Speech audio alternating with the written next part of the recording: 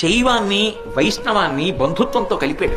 నారాయణి పార్వతీదేవి, నారాయణ శ్రీ మహావిష్ణువు. విష్ణువు యొక్క చెల్లెలే నారాయణే. నారాయణి కొడుక్కి నారాయణ ఏమవుతాడు?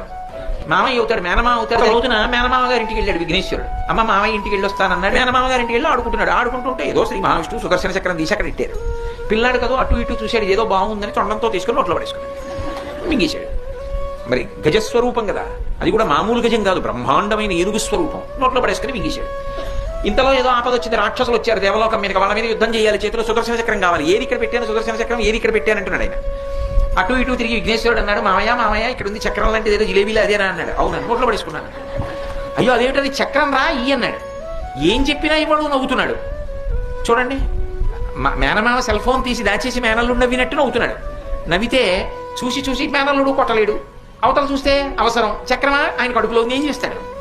చూసి పిల్లాన్ని నవ్విస్తే ఫలమారితే చక్రం బయటపడిపోతుందని ఏం చెయ్యాలో అర్థం కాక ఇంత శ్రీ మహావిష్ణువు వింత చేష్ట చేశారు.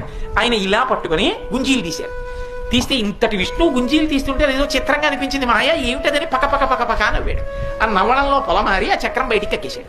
అమ్మయ్య ఇంతే చాలు రా ఇప్పుడు వెళ్ళిపోయాడు. అందుకని మేనల్లుడై వైష్ణవాన్ని శైవాన్ని బంధుత్వంతో కలిపారు విఘ్నేశ్వరుడు సుబ్రహ్మణ్యుడు మహాభావుడు. అందుకని విష్ణువు ఆ రోజున చెవులు పట్టుకుని గుంజీలు తీస్తే ప్రసన్నుడైపోయాడు.